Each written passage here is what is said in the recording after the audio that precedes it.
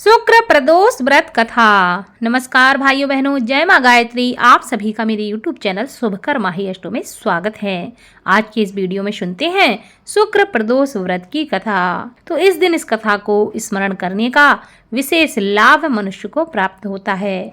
आज शुक्र प्रदोष व्रत है और इस व्रत में भगवान शिव और माता पार्वती के साथ ही उनके पूरे परिवार की पूजा की जाती है। यह व्रत संतान प्राप्ति के लिए बहुत ही उपयोगी माना जाता है। जब प्रदोष व्रत शुक्रवार को पड़े तो यह शुक्र प्रदोष व्रत कहलाता है। शुक्रवार के शुभ योग में प्रदोष व्रत करने से आपको भगवान शिव के साथ माता लक्ष्मी का भी आशीर्वाद प्राप्त होता है। शुक्र प्रदोष की कथा जिसको पढ़ने से आपका व्रत पूर्ण होता है और आपकी सभी मनोकामनाएं पूरी होती हैं। इस बार ऐसा संयोग बना है कि महाशिवरात्रि के दिन ही शुक्र प्रदोष व्रत है, जो कि बहुत ही शुभ है।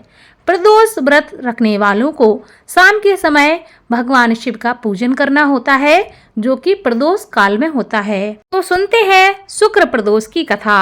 आप सभी से विनम्र निवेदन है, अगर आप मेरे चैनल पर पहली बार आए हैं तो प्लीज वीडियो को लाइक, चैनल को सब्सक्राइब और वीडियो को ज्यादा से ज्यादा शेयर करें, ताकि आपके साथ साथ आपके अपने भी इस कथा का लाभ ले सकें। सूत जी कहने लगे, प्राचीन काल की बात है कि एक नगर में 3 मित्र रहते थे।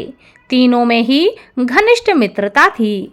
उसमें एक राजा का बेटा, दूसरा ब्राह्मण का पुत्र तथा तीसरा सेठ जी का पुत्र था। राजकुमार व ब्राह्मण पुत्र का विवाह हो चुका था।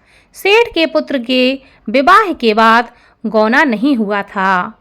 एक दिन तीनों मित्र आपस में स्त्रियों की चर्चा कर रहे थे। ब्राह्मण के पुत्र ने नारियों की प्रशंसा करते हुए कहा, नारीहीन घर भूतों का डेरा होता है। सेठ पुत्र ने यह वचन सुनकर अपनी पत्नी लाने का तुरंत निश्चय किया। सेठ पुत्र अपने घर आया और अपने माता पिता को अपना निश्चय बताया। उन्होंने बेटा से कहा कि शुक्र देवता डूबे हुए हैं। इन दिनों में बहू बेटियों को उनके घर से विदा कराकर लाना शुभ नहीं होता। अतः शुक्रोदय जब हो जाए तुम अपनी पत्नी को विदा कराकर ले आना।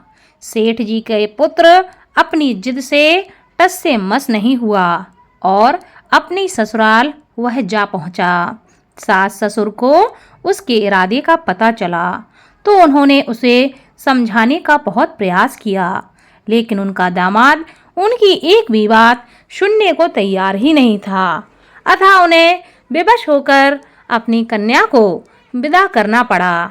ससुराल से विदा होकर पति पत्नी नगर से बाहर निकले ही थे कि उनकी बैलगाड़ी का पहिया टूट गया और एक बैल की टांग भी टूट गई। पत्नी को भी काफी चोट लग गई। सेठ जी के पुत्र ने आगे चलने का प्रयत्न किया, तभी डाकुओं से उसकी भेंट हो गई और वे धन धान्य लूट कर ले गए। सेठ का पुत्र पत्नी सहित रोता पीटता अपने घर पहुंचा। जाते ही उसे सांप ने डस लिया। उसके पिता ने वैद्यों को बुलाया। उन्होंने देखने के बाद घोषणा की कि आपका पुत्र 3 दिन में मर जाएगा। उसी समय इस घटना का पता ब्राह्मण के पुत्र को लगा। उसने सेठ से कहा कि आप आने वाले लड़के को पत्नी सहित बहू के घर वापस भेज दो। यह सारी बाधाएं इस कारण से ही आई हैं कि आपका पुत्र शुक्र अस्त में अपनी पत्नी को विदा करके ले आया है। यदि यह वहां पहुंच जाएगा तो बच जाएगा।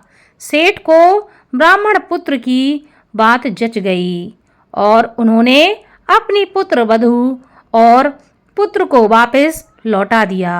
वहां पहुंचते ही सेठ पुत्र की हालत ठीक होने लगी। तत्पश्चात उन्होंने शेष जीवन साथ में सुखपूर्वक बिताया और मृत्यु के बाद स्वर्ग लोक को गए।